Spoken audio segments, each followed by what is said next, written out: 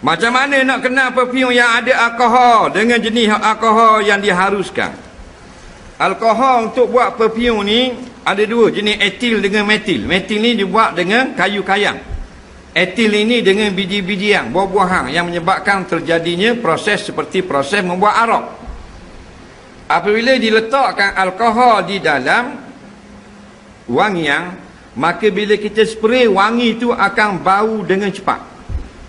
Sebab tu kalau minyak atar, baunya tidak cepat, baunya lambat, tetapi tahan lama.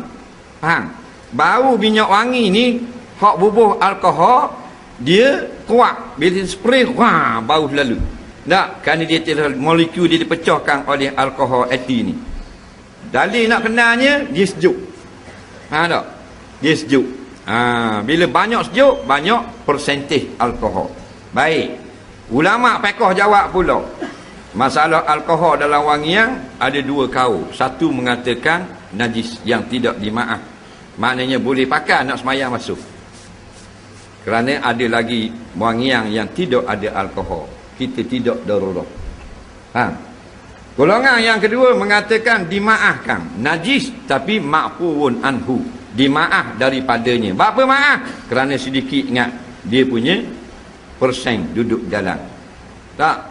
1%, 0.8%. Nah, maka seperti mana dia kata dimaafkan darah nyamuk duduk pada bawah kita. Belum kita mayang tengok ada jarang nyamuk sikit, ada darah jawab sikit, sunat je basuh tak wajib. Najis tak? Najis yang dimaaf. Maka begitu juga dimaaf pada alkohol. Dua-dua kaul ni boleh taklid belaka. Dah kalau warak tak akan pakai kaul tadi nah. Yang pertama, faham tak? Cuma kaul warak ini untuk individu. Kau yang kata dimaafkan pada syarak untuk orang ramai. Faham? Tu kalau maknanya alkohol etil. Kalau metil sekarang ini sudah banyak menggunakan alkohol yang tidak najis.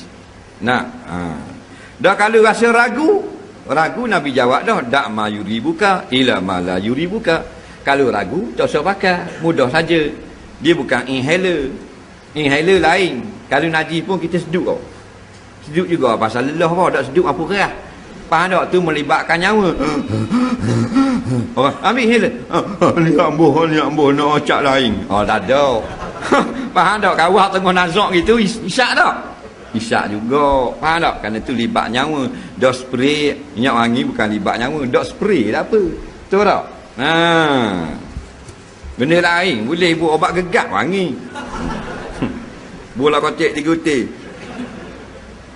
Kalau tengah puasa kemudian niat nak batal puasa, kalau ada satu berlaku batal tak? Macam solat ke tak? Jawabnya tak, menurut pendapat yang paling ramai. Bahkan niat nak batal, tak batal lagi. Dalam semayang kalau kita taklid nak batal dengan suatu kejadian, batal selalu. Dia sama dengan bab murtad. Tahun ni kalau aku tak boleh zakat juga, tak boleh batuan juga, tahun depan nak masuk Kristian, tak boleh kira orang pakai cakap, maka serta-merta jadi kafir.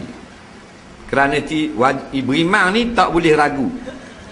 Dia kena yakin sepanjang hayat. Kita kok ngebak semayang tengah baca Fatihah, bunyi kereta berhenti luar rumah. Kalau ketuk pintu rumah aku, nak berhenti semayang. Jawabnya batal serta merta. Kalau tolak isteri, tak batal. Dia kata kalau mau pergi pula rumah JKK tu 2 kali. Lagi tidak pergi, tak batal. Tak jatuh, tolak. Faham tak? Begitu juga dengan puasa. Puasa niat nak batal. Atau kata aku batal dah. Tak batal kau. Dia batal dengan makan dan minum atau jima atau murtad. Itu baru batal. Ngada ayam 2 ekor dalam puyuk gelong, tak batal juga. Ambil ayam lain, gonyoh terus di muka ayam. Tak batal juga. Dia kena makan. Walaupun besar nasi, batal puasa. Faham tak? Boleh tak orang tengah musafir berhenti kat masjid, kemudian dia tunggu untuk imam rakaat 3 baru dia start ikut sebab dia nak qasar? Boleh?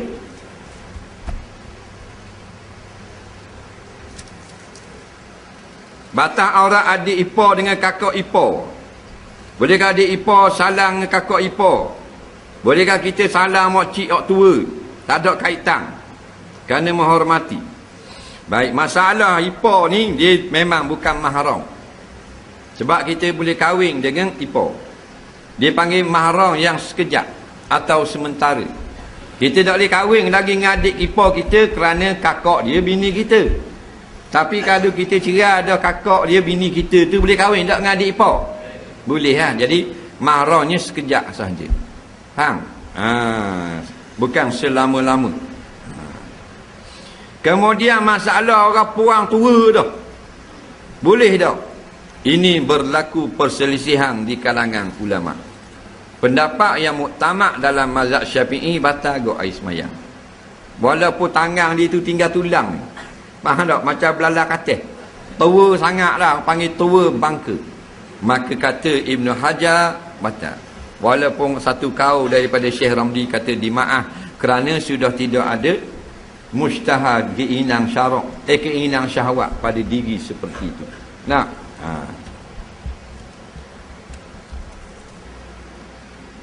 macam mana nak kenal perfume yang ada alkohol dengan jenis alkohol yang diharuskan?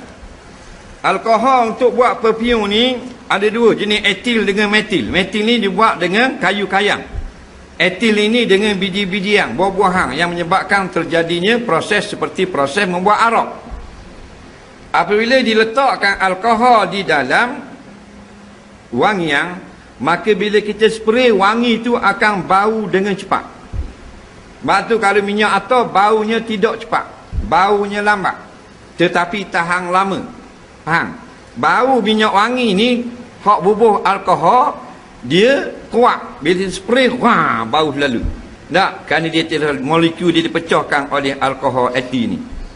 Dalil nak kenalnya, dia sejuk. Tak? Dia sejuk. Bila banyak sejuk, banyak persentif alkohol. Baik. Ulama fiqh jawab pula. Masalah alkohol dalam wangian ada dua kaul. Satu mengatakan najis yang tidak dimaaf. Maknanya boleh pakai nak semayang masuk. Kerana ada lagi wangian yang tidak ada alkohol. Kita tidak darurat. Golongan yang kedua mengatakan dimaafkan. Najis tapi ma'fuun anhu. Dimaaf daripadanya. Apa maaf? Kerana sedikit ingat dia punya persen duduk jalan. Tak? 1%, 0.8%. Nah, maka seperti mana dia kata dimaafkan darah nyamuk duduk pada bawah kita. Belum kita mayang tengok ada darah nyamuk sikit, ada darah jawab sikit, sunat je basuh tak wajib. Najis tak? Najis yang dimaaf. Maka begitu juga dimaaf pada alkohol. Dua-dua kaul ni boleh taklid belaka. Dah kalau warak tak akan pakai kaul tadi nah. Yang pertama, faham tak? Cuma kaul warak ini untuk individu. Kaul yang kata dimaafkan pada syarak untuk orang ramai. Faham? Tu kalau maknanya alkohol etil. Kalau metil sekarang ini sudah banyak menggunakan alkohol yang tidak najis. Dah kalau rasa ragu Nabi jawab dah, dak ma yuribuka ila ma la yuribuka. Kalau ragu tak usah pakai, mudah saja. Dia bukan inhaler. Inhaler lain. Kalau najis pun kita seduk tau. Seduk juga pasal lelah apa, tak seduk apa keras. Faham tak? Tu melibatkan nyawa. Ambil inhaler. Ni ambuh nak acak lain. Tak ada. Faham tak? Kawah tengah nazak gitu, isyak tak? Isyak juga. Faham tak? Kerana tu libat nyawa. Dah spray minyak wangi bukan libat nyawa. Dah spray tak apa. Betul tak? Benda lain boleh buat obat gegap wangi. Bola kotak 3 util. Kalau tengah puasa kemudian niat nak batal puasa, kalau ada satu berlaku batal tak? Macam solat ke tak? Jawabnya tak, menurut pendapat yang paling ramai. Bahkan niat nak batal, tak batal lagi. Dalam semayang kalau kita taklid nak batal dengan suatu kejadian, batal selalu. Dia sama dengan bab murtad. Tahun ni kalau aku tak boleh zakat juga, tak boleh batuan juga, tahun depan nak masuk Kristian, tak boleh kira orang pakai cakap, maka serta-merta jadi kafir. Kerana berimam ni tak boleh ragu. Nak, dia kena yakin sepanjang hayat. Kita kok ngebak semayang tengah baca Fatihah, nak bunyi kereta berhenti luar rumah. Kalau ketuk pintu rumah aku, nak berhenti semayang. Jawabnya batal serta merta. Nak, kalau tolak isteri, tak batal. Dia kata kalau mau pergi pula rumah JKK tu 2 kali. Lagi tidak pergi, tak batal. Tak jatuh, tolak. Faham tak? Begitu juga dengan puasa. Puasa niat nak batal. Atau kata aku batal dah. Tak batal kau. Dia batal dengan makan dan minum, atau jima', atau murtad. Itu baru batal. Nah, ngada ayam 2 ekor dalam puyuk gelong, tak batal juga. Nah, ambil ayam lain, gonyok terus di muka ayam, tak batal juga. Dia kena makan walaupun besar nasi, batal puasa. Faham tak? Boleh tak orang tengah musafir berhenti kat masjid, kemudian dia tunggu tok imam rakaat 3 baru dia start ikut sebab dia nak qasar? Boleh?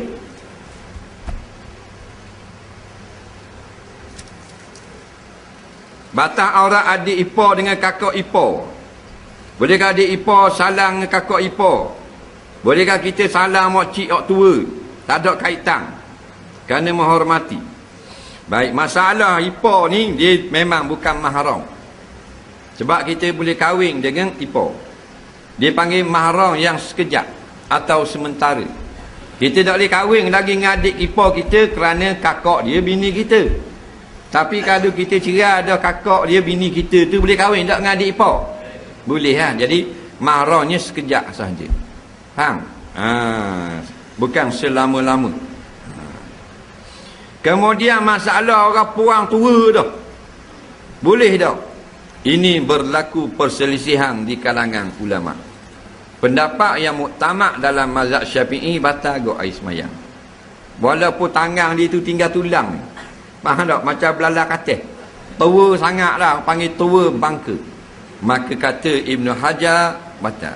Walaupun satu kaul daripada Syekh Ramli kata dimaaf kerana sudah tidak ada mustahar keinginan syarak, keinginan syahwat pada diri seperti itu. Nah,